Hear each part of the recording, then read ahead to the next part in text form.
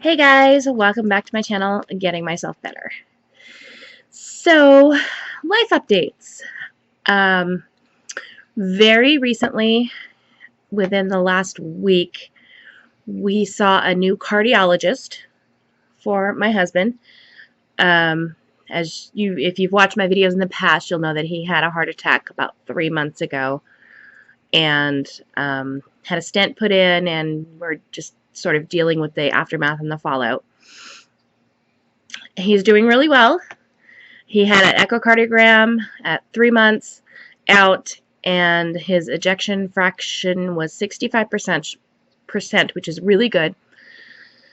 And everything appears to be rolling along.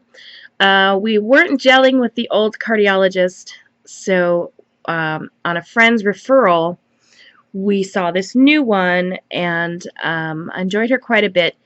However, her views were different from the last cardiologist, who the last cardiologist suggested low salt, low fat, heart healthy, lots of fish, brown rice, whole wheat bread, that sort of thing. And so that's what we've been doing since then. The new cardiologist suggests keto.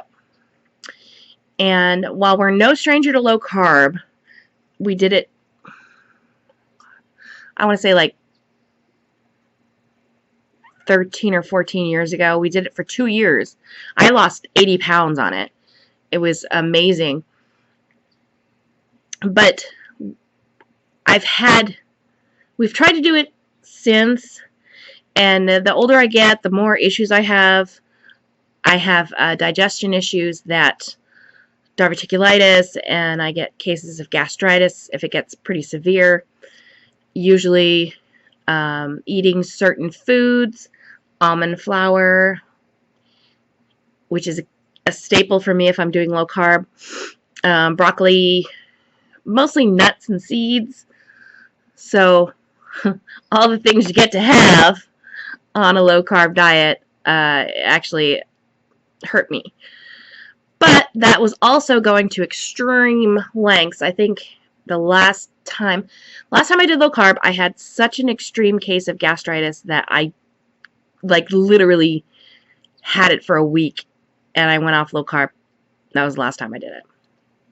But I was also eating tons and tons of the bread that I made with the almond flour.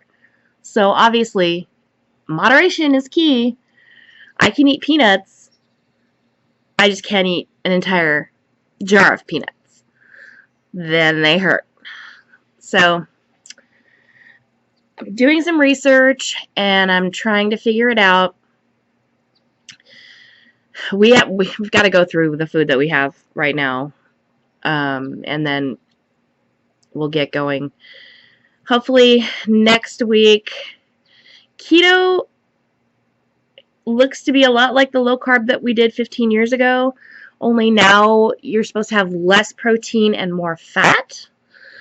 Correct me if I'm wrong, but that's the minimum amount of research that I've done. That's what it looks like. Which is weird to me that his cardiologist recommended it, because aren't you supposed to avoid fat? Isn't that what caused his heart attack in the first place? He had an artery that was 100% blocked with fat, right? I don't know. I'm asking. So what we're going to do is we're going to do some more research, and we'll probably start. I know that low carb it works, and it has worked for me. It works tremendously at lowering my blood pressure. which has been really high ever since he had his heart attack.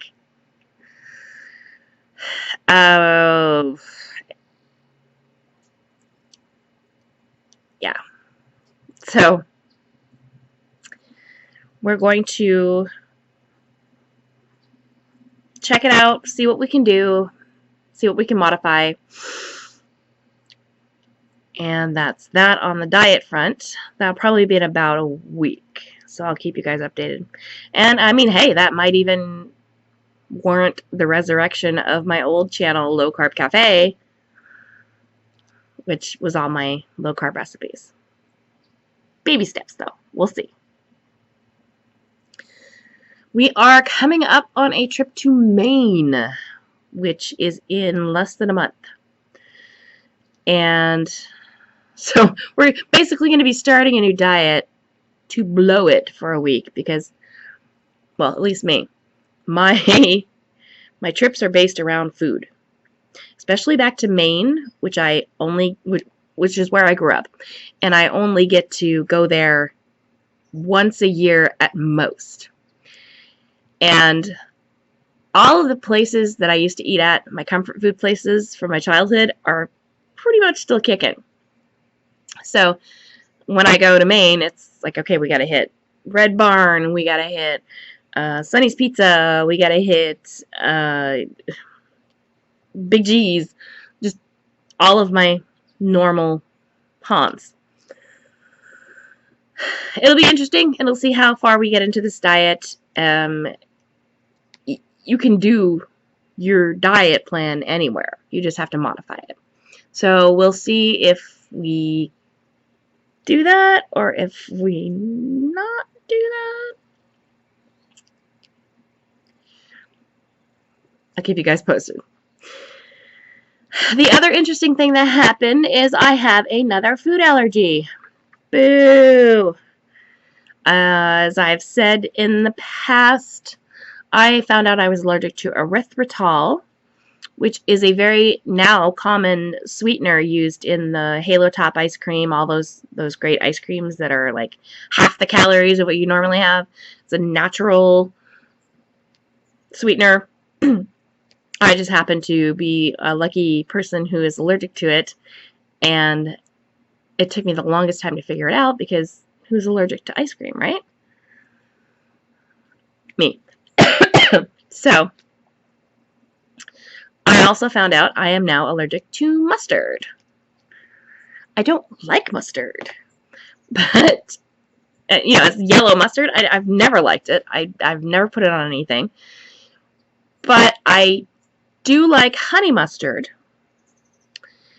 And after a couple of incidences where my mouth and my tongue swell up, the last time being the most severe, like my tongue was so big that I couldn't keep it within my teeth, and I had a lisp.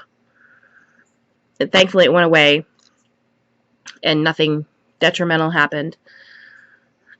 The last time I had, the very last time I had a reaction was I had the Bolthouse Farm ranch dressing that I've shown on here that I love so much. We used it as a base for a sauce on we did French bread pizza. And that was the sauce. And I ate that and went to bed and had a slight reaction. My lips were swollen and sore. My tongue wasn't really affected. I mean, probably a little bit. But nowhere near when I had slathered my sandwich in honey mustard the previous time I had had a reaction. So I next morning came into the kitchen, grabbed the jar of Bolthouse, I think it's Bolthouse Farms Ranch. Nothing in the ingredients, but underneath the ingredients it says contains milk and mustard seeds. So, yay. And so I've done some research on this, and apparently in the United States, you don't have to list that as a common allergen. Like when they say may contain nuts, dairy, whatever, milk. In the United States, you don't have to. Some do like the Bolt House Farms. But who would think to check for that in a ranch dressing?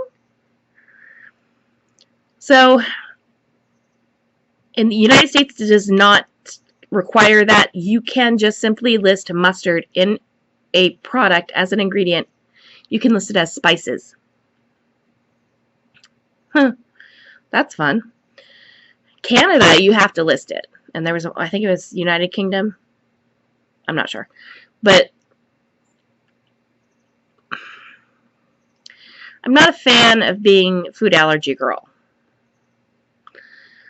I now have to go to an allergist and get tested and find out if I need an EpiPen, because the more you ingest it, the worse your reaction is. And the last time I had that honey mustard, the reaction was the most severe I've ever had to any food allergy.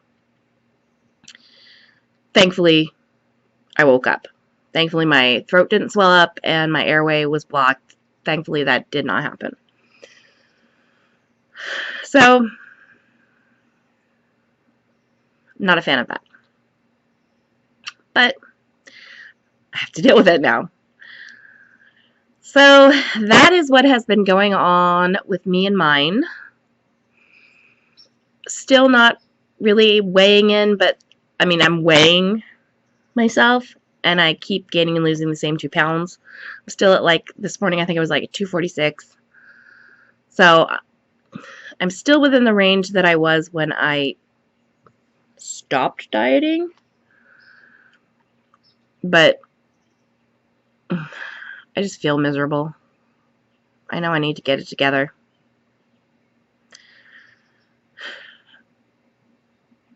I need to start exercising again. I need to start, hopefully with the low carb, it'll jumpstart me back into taking control of my life. So that was just an update video. I just wanted to let you guys know where I am right now. My last video about the hair loss, I am continually using the oil that I purchased. And I am starting to see some baby hairs growing in. I know it's only been 2 weeks. But it's encouraging enough for me to keep going and see if maybe something happens. Either way, it smells really nice. It's like a spearmint smell, which is one of my favorite mint smells. And I've ruined one pillowcase. But hopefully it'll be worth it. We'll see. And in the next video, I may show you this amazing dry shampoo that I found that is tinted brown. So it works as a fiber type situation while a dry shampoo, while volumizing, to hide all my bald spots. So we'll see if I can get that video accomplished, figure out how to work the video camera in the bathroom. Not technologically savvy. Alright, I'll see you guys next time. If you liked any part of this video, please subscribe to my channel if you haven't already. Comment, like, subscribe, and I'll see you guys next time.